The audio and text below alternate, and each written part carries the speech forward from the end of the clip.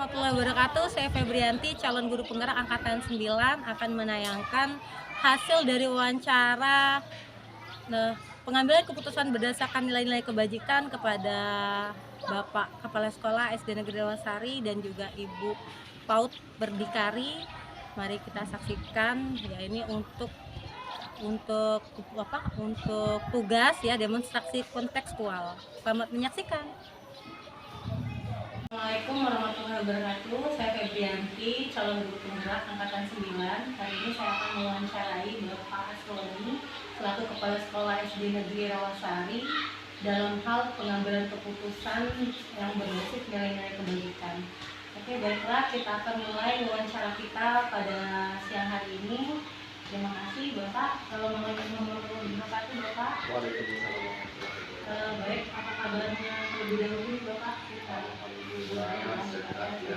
Keluarga bagaimana Bapak? Sehat? Ya, begitulah.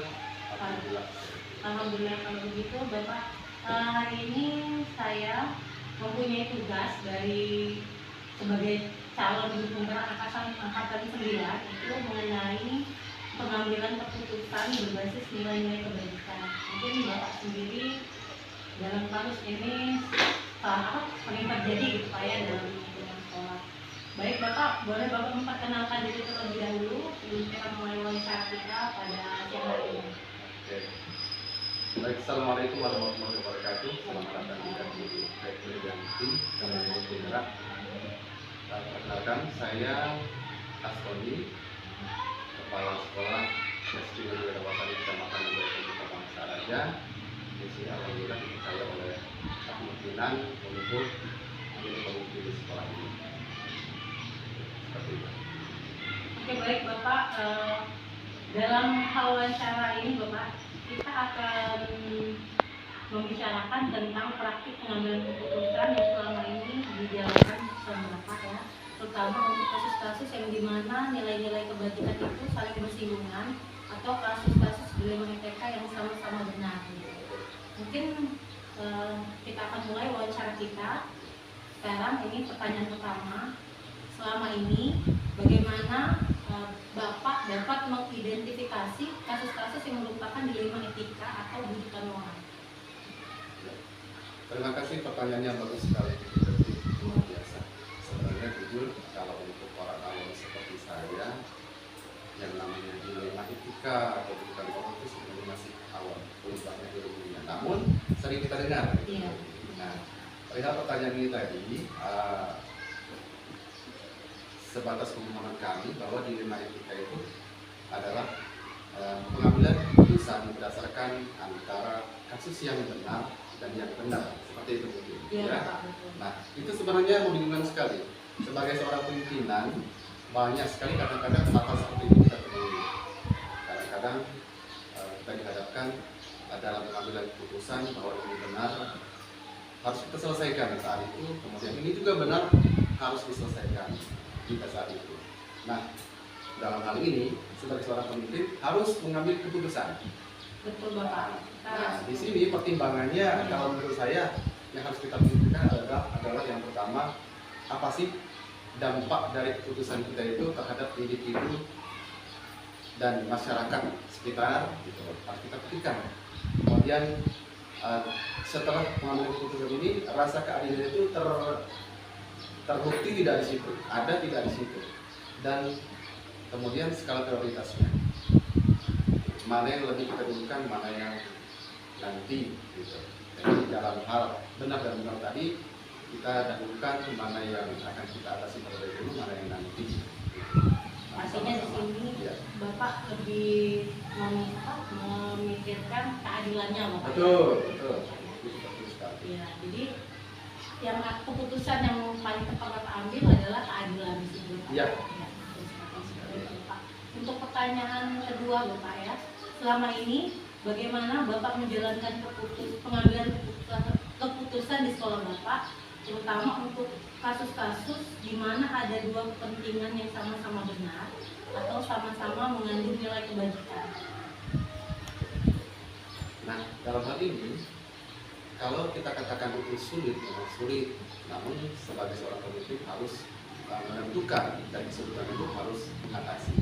Yang pertama yang harus kita pikirkan adalah tentang akhirnya nanti dampak dari keputusan kita ini seperti apa. Kalau berdampak baik, maka kita lakukan. Kalau berdampak buruk, maka harus ada waktu untuk pemikiran pengambilan keputusannya. Kemudian yang kedua, peraturan yang kita terapkan di situ sesuai tidak dengan yang ada regulasinya. Kalau tidak, maka seminim mungkin itu jangan sampai terjadi pelanggaran peraturan. Yang selanjutnya adalah rasa kepedulian terhadap warga sekolah, kalau lingkup sekolah, kemudian warga masyarakat selaku wali orang tua, itu harus juga kita pilihkan. Jadi ada tiga yang harus kita. Yang pertama, akhirnya apa, dampaknya nanti apa, kemudian lagi melanggar peraturan atau tidak. Yang selanjutnya adalah tentang kepedulian terhadap itu. Luar biasa Bapak ya, berarti Bapak lebih mementingkan untuk kebaikan bersama gitu, Pak. Jelas, Ya. itu harus. Kebaikan bersama dan untuk kepentingan secara bersama gitu Bapak ya. Baik. Untuk pertanyaan ketiga nih Pak ya, langkah-langkah atau prosedur seperti apa nih yang biasa Bapak lakukan selama ini? Yang sudah dilakukan selama ini ya, karena alhamdulillah kita menjadi seorang pemimpin belum lama. Iya. Namun sebelumnya juga kita menjadi seorang pendamping, seorang pemimpin setidaknya tidak terlalu buram dalam masalah itu. Iya. Nah, kemudian langkah-langkah yang biasa saya terapkan, yang pertama saya mengenali dulu ya nilai-nilai nilai-nilai yang terkandung dalam kasus yang akan saya putuskan keputusannya, itu saya kenali dulu. Kemudian yang kedua, siapa-siapa yang akan saya libatkan dalam pengambilan keputusan itu harus saya pikirkan, termasuk pemimpin itu yang pertama, kemudian warga sekolah atau guru sekolah. Yang selanjutnya kita kumpulkan fakta-fakta yang sudah ada untuk kasus tersebut untuk membantu kita memilih dan memecahkan masalahnya, harus kita kumpulkan dulu. Kemudian selanjutnya pengujian dalam hal ini bukan pengujian yang harus mengambil nilai, bukan, tapi pengujian di sini akan mengambil suatu keputusan. Kira-kira dari pengujian ini, keputusan ini sudah layak belum saya terapkan atau tidak, seperti itu langkah-langkah kira-kira itu. Oh, itu Pak ya. Jadi banyak sekali Pak ya. Ya, Saya betul banyak sekali langkah-langkah gitu yang sudah Bapak terapkan ataupun nanti yang akan Bapak laksanakan ya ketika Bapak mengambil keputusan ke depannya. Ya, dan mungkin nanti akan ada langkah-langkah yang lain. Dalam waktu itu akan. Artinya Bapak sudah punya strategi yang tepat gitu Pak ya. Harus ya. Iya, Bapak ya. Untuk selanjutnya ini hal-hal apa saja nih Pak yang selama ini Anda anggap efektif dalam pengambilan keputusan pada kasus-kasus dilema etika? Yang seperti yang dijelaskan di awal tadi, yang paling efektif menurut saya itu dari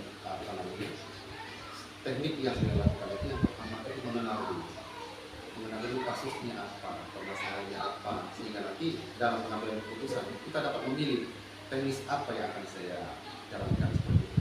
Jadi mengenali dulu masalahnya. Tak kenal maka tak sayang. Betul Begitu sekali. Pak ya. Ya. Jadi cukup mengenali, memahami, sehingga Bapak nanti akan memikirkan ya betul. apa yang paling efektif gitu Pak ya. Kemudian soal pertanyaan selanjutnya nih Bapak ya, hal-hal apa saja yang selama ini merupakan tantangan dalam pengambilan keputusan pada kasus dilema etika? Tadi yang dianggap efektif, sekarang tantangannya Pak. Tantangannya ya. Iya. Seperti itu, seorang pemimpin itu kalau dijadikan sebuah keluhan itu tidak mudah. Tapi di belakang itu nantinya akan ada hikmah dari seorang pemimpin, karena kita anggap di awal ini kita sedang berlatih. Karena di belakang itu tidak mudah. Tapi tidak mengambil keputusan itu merupakan hal yang sangat buruk, yang salah dan sangat buruk.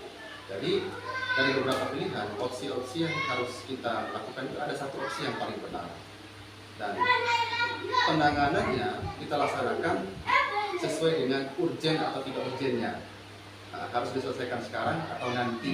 Kalau sekarang harus sekarang, sebisa mungkin keputusan itu harus ada sekarang. Jika bisa ditunda, maka akan kita diskusikan. Tadi tuntutannya, tantangannya adalah harus berpikir cepat dalam menyelesaikan sebuah kasus atau persoalan. Tentu sebagai kepala sekolah ini hal yang berat Pak ya. Nah itu dia, berat tapi mengasihkan juga. Iya, mengasihkan Pak ya, dan tantangan yang sangat mengingatkan buat Bapak gitu ya. Selanjutnya ini, apakah Bapak memiliki sebuah katakanlah atau jadwal tertentu dalam sebuah penyelesaian kasus dilema etika itu sendiri, dan apakah Bapak langsung menyelesaikannya di tempat atau memiliki sebuah jadwal untuk menyelesaikannya, kemudian bentuk atau prosedur seperti apa sih yang Bapak jalankan? Nah itu nyambung dari pertanyaan yang sebelumnya tadi ya, ya. sekali bagus pertanyaannya. Ya. Untuk penentuan tata kala atau jadwalnya itu makanya yang saya bilang di awal tadi sesuai dengan keurgenannya. Nah, kalau dia harus selesaikan sekarang maka harus selesai sekarang. Apapun caranya, tentunya tetap memikirkan apa namanya skala prioritas. Ya, prioritas kalau dia harus sekarang maka harus selesai sekarang. Segala elemen harus dilibatkan sekarang. Semua struktur yang ada di sekolah ini harus terlibat untuk memasakkan itu. Tentunya apa namanya keputusannya ada di kepala sekolah. Nah, jika keputusan itu bisa ditunda seperti yang saya bilang di awal tadi, maka bersama-sama nanti malah lebih baik. Lebih baik kita diskusikan dulu, ada pertahapnya, tahap-tahap baru terakhir nanti bisa diambil keputusan. Namun itu jika ada waktu. Kalau tidak, maka segera mungkin, secepat mungkin. Karena itu tuntutan. Artinya itu sudah ada data Pak ya, jadwal gitu kan. Betul. Permasalahan apa gitu, mana yang lebih dulu Bapak dahulukan gitu kan. Betul. Kira-kira tidak hujan, nanti iya. Dulu gitu ya. Nah begitu, jadi skala prioritas itu tetap yang harus nomor satu gitu. Baik sekali Bapak ya, untuk langkah yang Bapak ambil gitu kan. Untuk pertanyaan selanjutnya gitu, adakah seseorang atau faktor apa yang selama ini mempermudah atau membantu Bapak dalam mengambil keputusan dalam kasus dilema etika ini? Ada sebenarnya beberapa elemen yang membantu sebenarnya. Yang pertama, kalau tadi kan seseorang ya, tadi individu. Yang ini saya apa namanya prioritaskan dulu. Saya ungkapkan bahwa memang yang paling mendukung adalah keluarga besar. Itu yang perlu.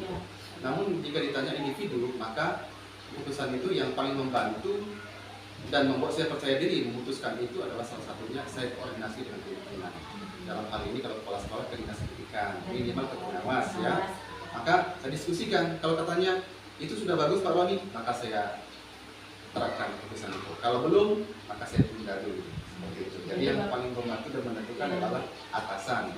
Jadi Bapak melibatkan pengawas gitu, atau kepala ke dinas pendidikan gitu, untuk membantu ketika Bapak menemukan masalah dilema etika itu. Betul, dan mereka membantu. Karena kan memang seorang pemimpin itu ada pemimpinnya lagi, dan sesuai birokrasinya urutannya kita harus konsultasi sesuai dengan aturan yang berlaku, agar tidak melenceng mungkin Pak ya. Betul sekali. Kemudian ini untuk pertanyaan terakhir nih Pak ya. Dari semua hal yang telah Bapak sampaikan tadi, pembelajaran apa yang dapat Bapak petik dari pengalaman Bapak sendiri dalam mengambil keputusan dilema etika itu sendiri? Ya, pengalaman yang dapat diambil dari selama ini, yang pasti kalau seorang pemimpin harus memiliki ketegasan, kemudian mengayomi. Yang paling utama dalam mengambil keputusan ini adalah ketegasan dan kecepatan. Nah, karena seperti yang saya bilang tadi, kalau dia urgent harus cepat. Kalau dia bisa ditunda, maka kita tunda. Jadi pengalaman yang saya ambil adalah pertama, seorang pemimpin yang paling utama adalah mempunyai pemikiran yang kecepatan, kemudian memiliki ketegasan. Belajar yang bisa saya ambil pengalaman. Oke, baik Bapak, terima kasih Bapak atas selesai ya? wawancara pada siang hari ini. Terima kasih sudah memberi kesempatan saya untuk belajar ya, banyak dari apa yang Bapak sampaikan sebagai pembelajaran untuk saya yang masih sebagai calon guru privat gitu Pak ya. Mudah-mudahan nanti kedepannya saya akan bisa menjadi sosok seperti Bapak gitu ya. Amin, lebih baik. Lebih baik lagi. Ya paling tidak Bapak sebagai teladan bagi saya gitu Pak ya. Baiklah, terima kasih atas wawancara yang telah kami sampaikan ya. Saya wawancarai yaitu Bapak Kepala Sekolah, dan atas waktu yang telah disampaikan oleh Pak Asroni itu saya mengambil kesimpulan bahwa seorang pemimpin itu harus memiliki ketegasan seperti yang dikatakan oleh Bapak Asroni SPD selaku guru Kepala Sekolah SD Negeri Rawasari. Terima kasih. Demikianlah wawancara kami siang hari ini. Saya tutup dengan wassalamualaikum warahmatullahi wabarakatuh. Semangat CGP luar biasa. Oke. Baik, Assalamualaikum warahmatullahi wabarakatuh. Saya Febrianti, calon guru penggerak angkatan 9.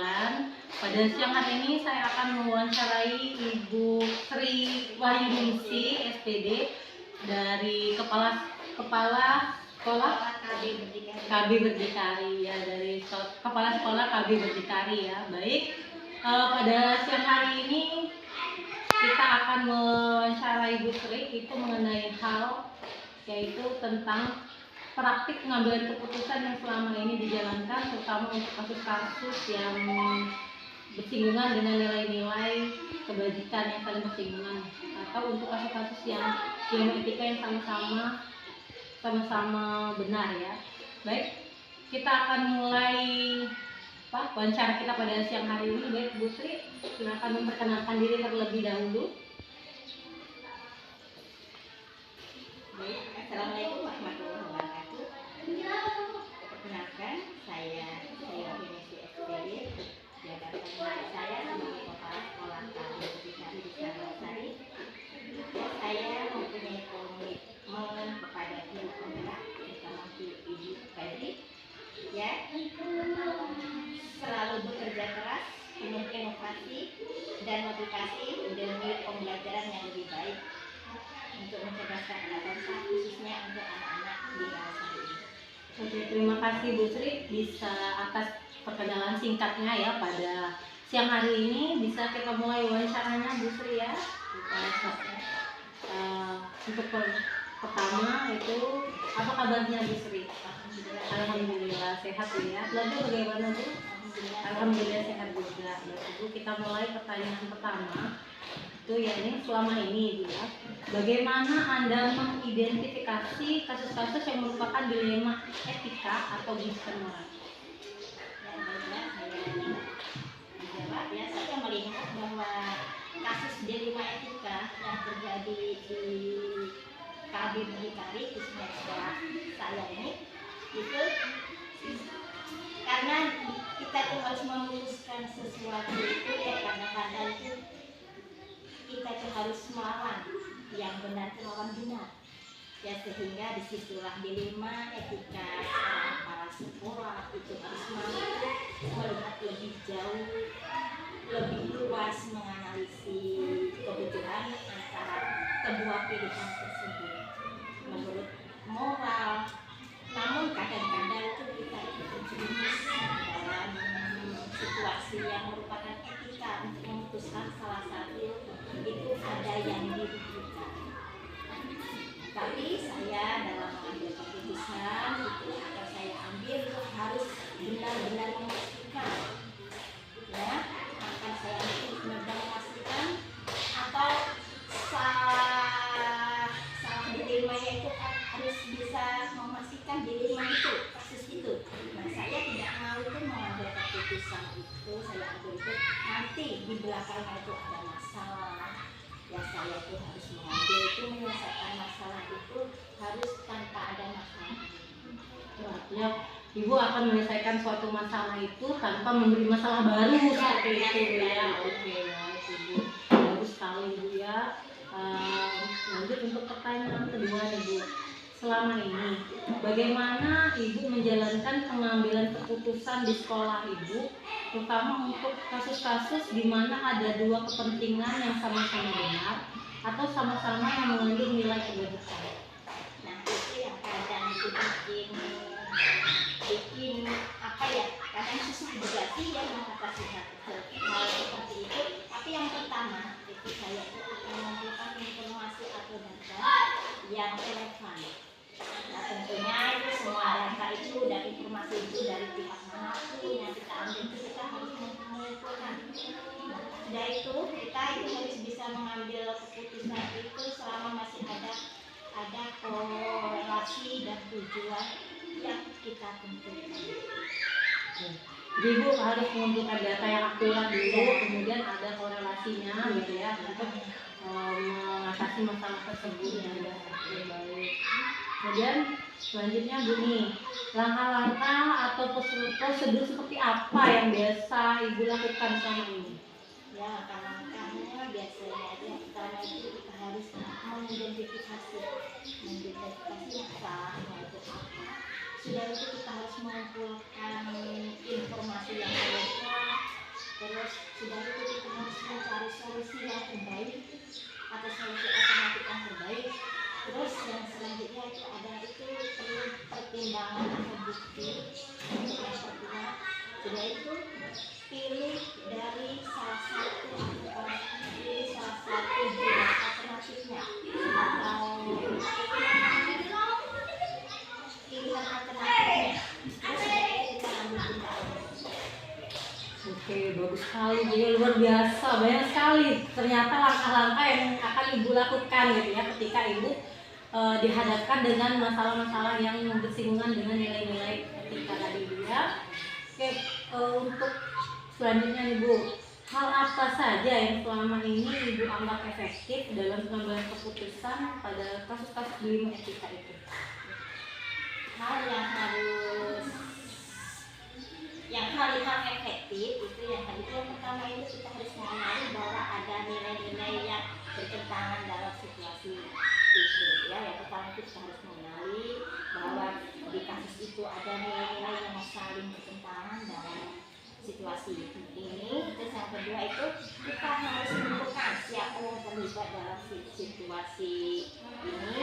Terus yang ketiga itu kita harus mengumpulkan fakta yang relevan. Terus selanjutnya itu kita harus menguji benar salahnya gitu. Ya, jadi hal yang paling efektif itu adalah melakukan pengujian ya, Benar sekali. melakukan pengujiannya ya. Ya. Nah, kalau tadi itu tentang apa yang efektif ya. Nah, sekarang ini pertanyaan selanjutnya tentang tantangannya Bu. Jadi hal apa saja yang selama ini merupakan tantangan dalam pengambilan keputusan pada kasus-kasus dilema etika? Tantangan dalam mengambil keputusan itu yang pertama itu adalah mengenai rasa keadilan dan rasa keadilan itu mesti ada ya. Rasa keadilan dan rasa kasihan itu akan perilaku yang sama pada semua orang. Itu yang pertama. Yang kedua itu timbul perbedaan pendapat. Meski itu nanti akan terjadi perbedaan pendapat kan? Ya. Nah, tentang sebuah keputusan perbedaan latar belakang dari etika. Oke, baik. Jadi hal tantangan itu timbulnya rasa kasihan tadi ya. Rasa kasihan, kemudian apa namanya tadi? Rasa keadilan gitu ya. Gitu ya. Oke, baik. Selanjutnya Bu, apakah Anda memiliki sebuah tata cara atau jadwal tertentu dalam sebuah penyelesaian kasus dilema etika itu sendiri Bu? Dan apakah ada langsung menyelesaikan masalah itu di tempat atau memiliki sebuah jadwal untuk menyelesaikan masalahnya? Dan bentuk atau prosedur seperti apa yang Anda jalankan? Biasanya itu saya langsung menyelesaikan masalah ya, karena saya tidak mau membuat masalah ya, nanti akan mengakibatkan sesuatu hal yang tidak baik ya. Makanya saya harus langsung mengambil keputusan dengan penyelesaian dulu, yaitu yang pertama itu kita harus mengenali nilai-nilai yang saling bertentangan ya. Terus yang kedua itu menentukan siapa yang terlibat dalam kasus itu, menentukan fakta yang relevan, pengujian benar atau salah. Pengujian benar atau salah itu biasanya itu di situ terdapat itu yang pertama itu uji legal. Nah, uji legal itu mengenai apakah pelanggaran etika itu termasuk pelanggaran hukum gitu. Terus yang kedua uji regulasi atau standar profesional atau itu masuk dalam pelanggaran etika atau tidak. Sudah itu uji publikasi seperti itu. Oke, baik. Tapi Ibu tidak mau melanjutkan permasalahan ya, jadi tidak perlu menjadwalkan ya. Gitu ketika ada permasalahan itu langsung diselesaikan hari itu juga. Jadi dengan cara wawancara dan melakukan pengujian gitu ya terhadap permasalahan itu sendiri ya. Oke, baik. Selanjutnya Bu, adakah seseorang atau faktor apa saja yang selama ini mempermudah atau membantu Ibu dalam pengambilan keputusan dalam kasus-kasus dilema etika? faktor yang membantu dalam menangani kasus ini itu yang pertama itu adalah dari dinas pendidikan itu. Namanya berita pendidikan ya, karena kami bermain di dinas pendidikan walaupun sekolah tadi itu bukan sekolah formal, tapi kami tetap bermain di dinas pendidikan. Sudah itu di bawah dinas pendidikan ada pengawas pendidik. Nah, sudah itu di bawahnya itu ada benda paut. Benda paut itu adalah harus, nah itu adalah sebagai pembantu penasihat kami. Nah, itu adalah yang membantu kami dalam menyelesaikan masalah. Dia ada 3 ya instansi yang membantu instansi sekolah itu gitu ya. Yang pertama itu tadi dinas pendidikan, kemudian pengawasnya, kemudian itu benda paut istilahnya itu ya benda yayasan ya, ya. Karena mungkin paut itu berdiri di atas yayasan gitu ya. Nah ini pertanyaan terakhir nih Bu ya. Dari semua hal yang telah disampaikan, pembelajaran apa yang dapat Ibu petik dari pengalaman Ibu dalam hal mengambil keputusan dilema etika ini? Dalam mengambil keputusan sebagai seorang pemimpin itu kita harus tegas dalam mengambil keputusan. Itu kita harus berani menanggung resiko ya, dan kita harus mendahulukan mana yang baik dulu. Bagus sekali Bu ya, tidak terasa dengan berbincang-bincang sama Ibu. Waktu tidak terasa sekali Bu, ini ternyata sudah selesai pertanyaannya Bu ya.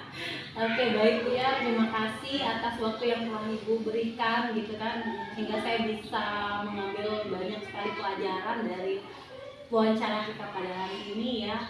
Salah satunya adalah bagaimana seorang pemimpin itu harus memiliki keputusan yang benar, kemudian harus tegas dalam mengambil keputusan, buat tidak memperlama masalah. Artinya setiap masalah itu harus diselesaikan saat itu juga ya. Gitu ya. Oke, terima kasih Bu atas waktunya. Demikianlah atas wawancara kita pada siang hari ini, karena waktu habis gitu kan, karena pertanyaan juga sudah selesai ya. Kesimpulan yang bisa saya ambil dalam wawancara pada hari ini adalah yang pertama itu bahwa menjadi seorang pemimpin itu harus memiliki jiwa yang tegas ya, sehingga dapat mengambil keputusan yang tepat untuk menyelesaikan sebuah masalah, terutama dalam masalah dilema etika.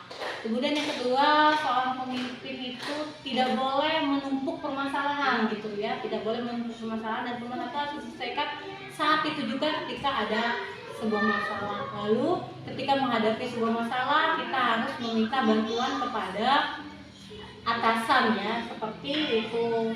Kalau Bu Sri sendiri adalah benda paut, pengawas, dan juga dinas pendidikan. Baik, itu saja. Terima kasih telah memberi waktunya ya. Saya tutup dengan wassalamualaikum warahmatullahi wabarakatuh.